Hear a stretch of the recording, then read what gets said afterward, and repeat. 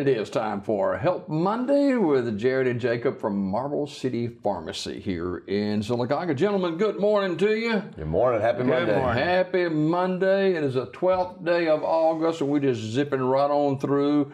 Record high temperatures today, and it's good to be inside, isn't it? Yes. It's good to be inside. Yes, God bless air conditioning. Absolutely. Drug interaction, our topic today. What in the world is this about?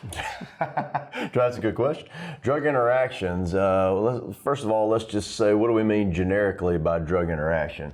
Really, generically, anything that interferes with the way a drug works in your body. These things are important. We'll get to some reasons why this is important in just a minute, but there are drug interactions that make medications less effective than they're supposed to be. There are drug interactions that actually cause the medicine to hang around in your body longer than they're supposed to and make them more effective than they're supposed to be. And then there are drug interactions that basically compound the side effects. So a bunch of things to talk about today. So I can take one medication, and if it's not right, it can offset the other medication. Is that right? Absolutely. And when we say drug interactions, that's only half of the equation because there are three types of drug interactions. One of them involves, just like you said, adding a drug to your system. People say, well, I can't have a drug interaction. I only take one medicine. That's not correct because there are drug interactions. Take two drugs, they don't play well together. There are drug-food interactions. I only take one drug. Certain times you got to watch out what you eat, what you drink. That includes drinks.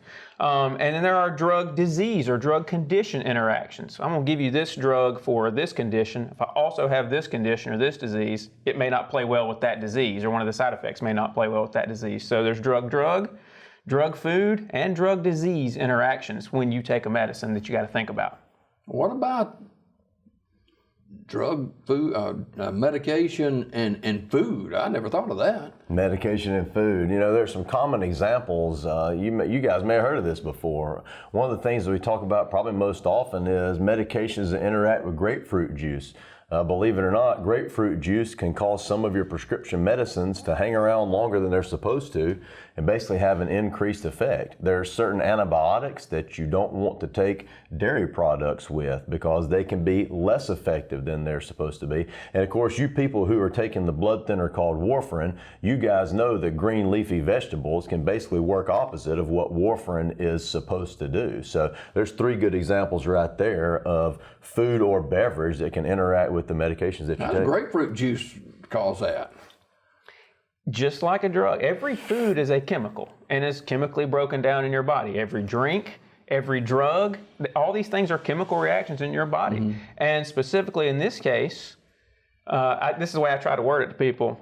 Grapefruit, in this instance, and certain drugs it interacts with in this instance are trying to leave your body through the same door, chemically speaking. And so only one gets chemically broken down and gets to leave because they're two big guys trying to squeeze through a door at the same time. And grapefruit wins. Grapefruit goes through the door first. Means that drug hangs around a lot longer and increased side effects or sporadic and erratic effects. Even the good stuff can be too much or unpredictable at that point. So it's definitely an issue. Yeah, I guess one of the more common would be the blood thinner situation, and a lot of people use blood thinner. People are on blood thinner. There are some blood thinners, let me be clear about this. There are many blood thinners that do not have any interaction with the food that you eat. But the oldest and the one that was once most commonly used, and is still pretty commonly used, warfarin, most certainly has a problem with the green leafy vegetables.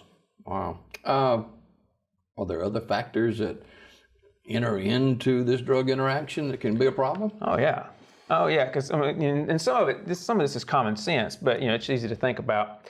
Things that make drug interactions either more complicated or your treatment's more complicated or more likely to occur.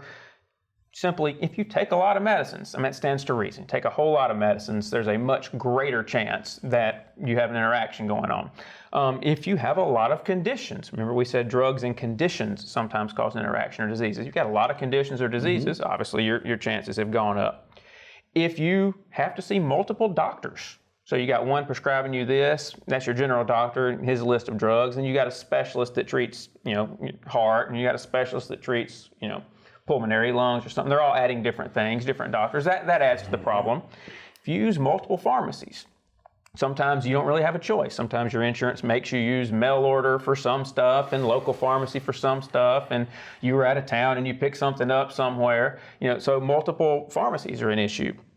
And then this broad category that's a really big one, and that is, me as your pharmacist, drugs you take that I don't necessarily know about. Mm-hmm. For instance, doctor gives you samples of something. Happens every time. That's very normal. Doctor gives you samples of something. Or there are some drugs that are so, I guess, finicky when given that they have to be given by a shot or an injection in a doctor's office. Well, as your pharmacist, don't know that you go to your doctor's office to get that shot. Mm-hmm. Or then I guess the last category that people don't think about is, I'm not there every time you pick something up over the counter. I don't know what all over-the-counter drugs you take unless every time I feel it, you volunteer. Hey, the other day I picked up some Aleve the other day. Oh, okay, I need to know that. And so, in other words, that's just a big way of saying drugs you take that I don't necessarily know about as your pharmacist. That also complicates the issue of figuring out drug interactions. I had a guy tell me yesterday, I was visiting with him, and he's an older guy, older than me, if you imagine that. Wow.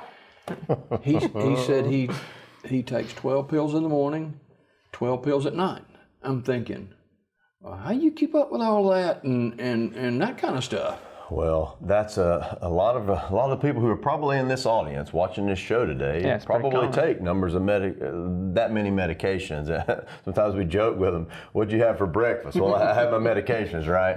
I do want to back up and talk about. I want to make sure we cover this right here because understanding the types of drug interactions will help us to understand drug food and drug condition interactions. So there are three main types of drug interactions. We kind of mentioned this in the intro.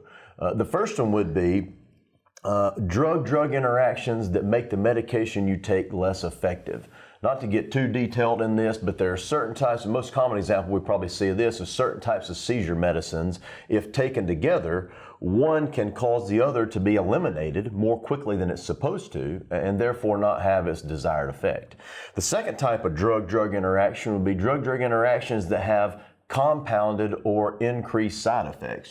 For example, you take a medicine for sleep and then you follow that up with an allergy medicine, say Benadryl or chlorotrimazole or their generic equivalents, and then all of a sudden you have compounded somnolence, medications that are making you more sleepy than really you need to be, may make it difficult for you to get up in the middle of the night and keep your balance, that sort of thing, and may make it difficult for you to wake up the next morning. Mm-hmm. And then the third type would be drug interactions that are, and Jacob kind of talked about this, that are competing for elimination in your body. They're eliminated either both by the kidney or they're eliminated both by the same pathway in the liver, and so they're fighting for elimination. One of the most common ones of those is one of our most common muscle relaxers and one of our common antibiotics, Cipro. And this particular muscle relaxer can cause the antibiotic levels to build up in your body because it's not eliminated like it's supposed to be. So I think if we understand those three types of drug interactions, it makes everything else make a whole lot more sense.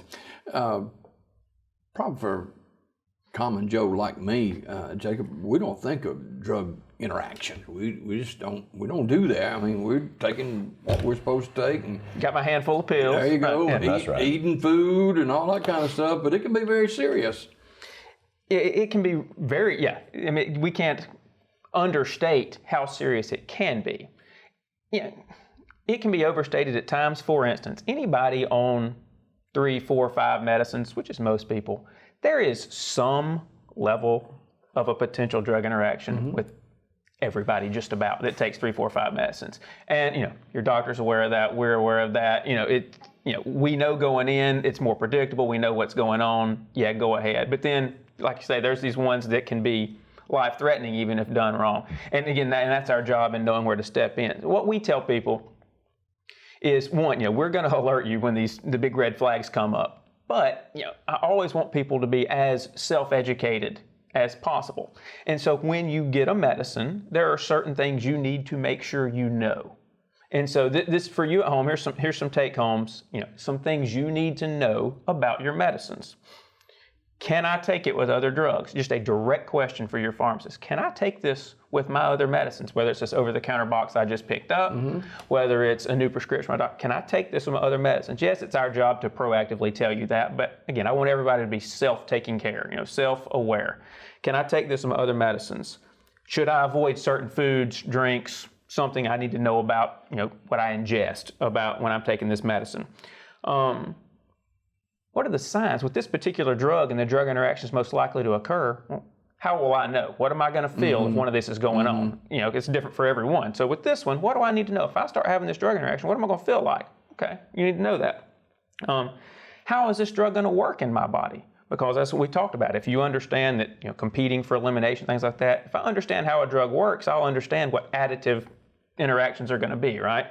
And then, is there anything else that I just need to read up on, know up on, study on that you would recommend so that I can be fully aware? Because certain drugs just have a list this long, and you're not going to remember them all if I tell you in the pharmacy. So here's some information, here's some places to go for information, that type of things. But those are the 5 things you kind of need to seek out with every drug you take. Yes, it's my job to let you know on those red flags, on those major issues, but it's going to help you just to ask these 5 simple questions for yourself every single time.